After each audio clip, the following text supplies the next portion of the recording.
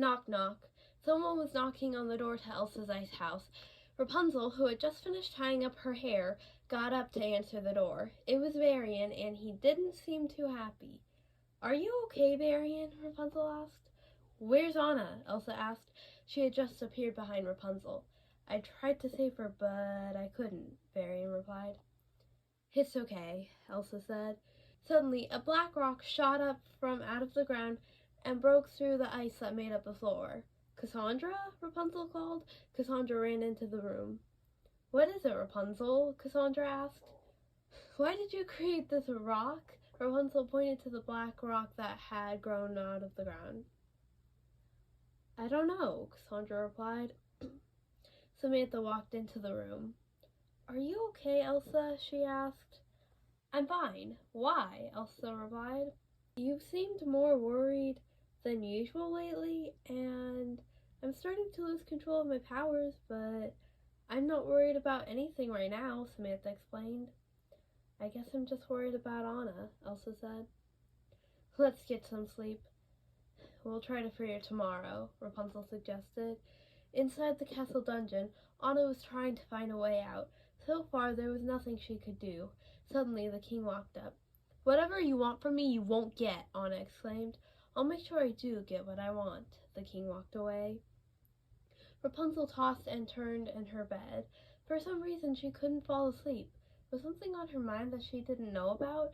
It took a while, but Rapunzel got some sleep. The next day, everyone prepared to head to the castle. Elsa put on her cloak. "Is everyone ready?" Cassandra pulled her hood over her head. "I'm ready," Eugene exclaimed. "Me too." "Let's go," Kristoff exclaimed. The group headed to the castle. As soon as they arrived, they were faced with a problem. "How do we get past the guards?" Ashley asked. "We need to cause a distraction," Rapunzel said. Eugene took some coins out of his pocket. He threw them. When they hit the ground, they made a loud noise. The guards moved from the entrance to check out the sound. "Let's go," Cassandra whispered. The group snuck into the dungeon. "Where's Anna?" Elsa asked once they made it into part of the dungeon. "In there," Varian pointed to a door across from them. The group walked to the door and opened it. "Who's here?" Anna asked. She was able to hear the door opening. "It's us," Rapunzel called. "Let's do this quickly so we don't get caught," Samantha said. The group ran over to Anna. Cassandra activated the moonstone and made black rocks that destroyed the bars of the cell. "Cassandra, you could have just used the key," Eugene said, pointing out the fact that she probably would have had time to grab it. "Actually, it was destroyed," Anna corrected. Elsa's hood fell down. "Anna?" Elsa couldn't believe she had finally saved her sister. "Elsa!" Anna ran as fast as she could and hugged her sister. Elsa began to cry. She had missed her sister so much. "Thank you, everyone, for helping me free Anna," Elsa said to her friends. "Anna!" Kristoff called. Anna ran over and hugged him. "I was so worried," Kristoff said. "Well, I'm okay now," Anna said. "As sweet as this is, the guards could walk in here at any moment and lock us all up," Samantha said. "Right. Let's go," Anna said. The group was able to successfully escape and make it back to the ice house.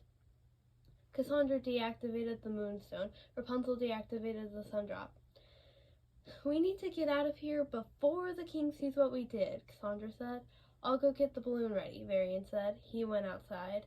"It's too late to not be seen by the king." Samantha pointed outside where an angry king was standing. Elsa and Anna went outside to talk to him. "How could you free her?" the king exclaimed. "You captured my sister, who has done nothing to your kingdom," Elsa exclaimed. She grabbed Anna's hand. "You should have known I wouldn't be trapped in the dungeon forever," Anna said. The king took out his sword. Elsa blasted ice at him to push him away. It worked. In fact, Elsa's ice seemed more powerful than usual. Anna let go of her sister. "How did you do that?" she asked. "I don't know," Elsa replied. "The balloon is ready," Varian called. The group ran over to him and everyone got on the balloon. "Let's fly back to Arendelle," Anna exclaimed, and before she knew it, they were up in the air, headed to Arendelle. Once they made it to Arendelle, they were faced with a problem. Because of the war, there were people sword fighting and shooting arrows everywhere. It's not safe to land the balloon here, Cassandra exclaimed. Let's head to the Enchanted Forest and land there, Elsa suggested. Eugene steered the balloon towards the Enchanted Forest. He found a safe spot and landed. Everyone got off the balloon. Yelena saw the balloon and approached the group. Yelena, how was the Enchanted Forest while I was gone? Elsa asked. Everything was fine, except the spirits seemed a little off until you arrived, Yelena replied. Why would they be off? They weren't mad, were they? Ashley asked. Maybe it's because of the fighting, Anna suggested.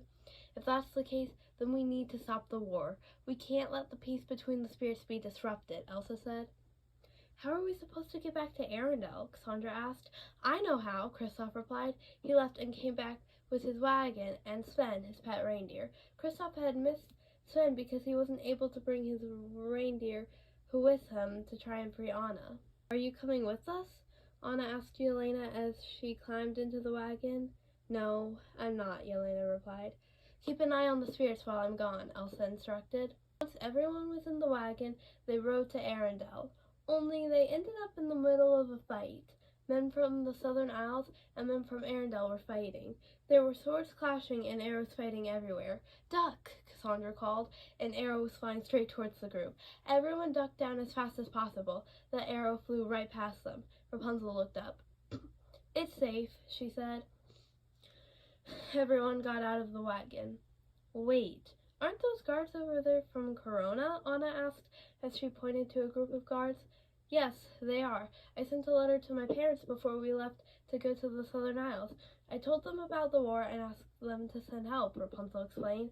Matthias saw the group and ran towards them. Matthias, Anna exclaimed. How was the kingdom while I was gone? A group from the Southern Isles came and attacked us. There has been non-stop fighting ever since, Matthias explained. We have to get the fighting to stop, Rapunzel said. Cassandra, Eugene, Matthias, the three of you are in charge of leading all the attacks, Anna said. She knew they were the best for the job. Eugene, maybe you should go talk to the soldiers from Corona. You're their captain anyway, Cassandra said. I have a plan, Eugene exclaimed. He ran towards the guards. Cassandra activated the Moonstone. She and Matthias began leading the Arendellian soldiers. Rapunzel activated the Sundrop. Look, it's the queen, someone shouted. There, Elsa pointed to the person. He's not from Arendelle, Anna said. The man in question was from the Southern Isles. Him and a group of guards ran up to Anna and grabbed her. Elsa blasted ice at one of the guards, knocking him into two others. Hey, don't do that, a voice called.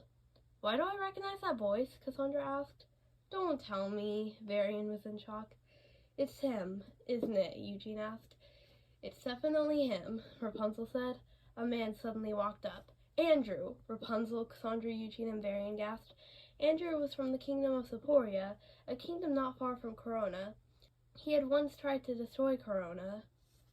What are you doing here? Varian asked. When I heard Corona was helping Arendelle fight this war, I decided Seporia would help the Southern Isles fight, since it's an opportunity for revenge anyway, Andrew explained. He turned to Varian. And we have a new alchemist since our last one betrayed us. You gave Olivia the task to fight us, not Hans, Rapunzel exclaimed. What did you do with that girl? Elsa asked.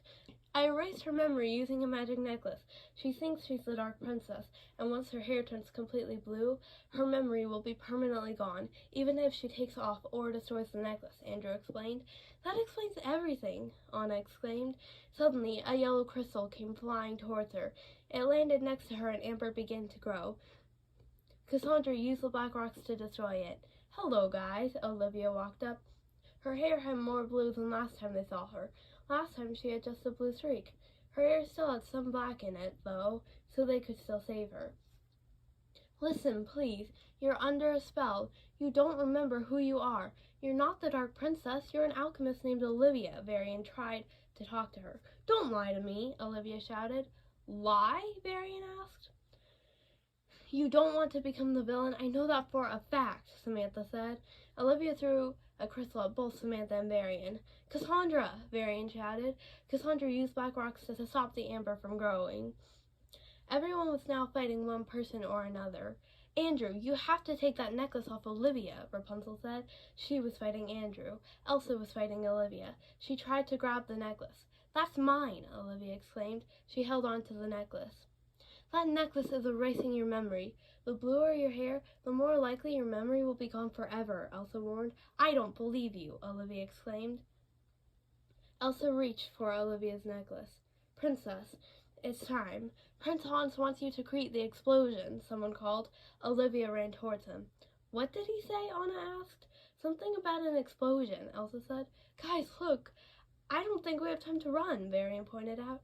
Everyone, get behind me and Rapunzel, Cassandra called. Everyone did just that. They ran as fast as they could. Everyone watched as Olivia set up what looked like a cannon and put something in it. She was able to create an explosion that began blowing tons of stuff towards Rapunzel and Cassandra. From the little bit Elsa could see, it was too much for them.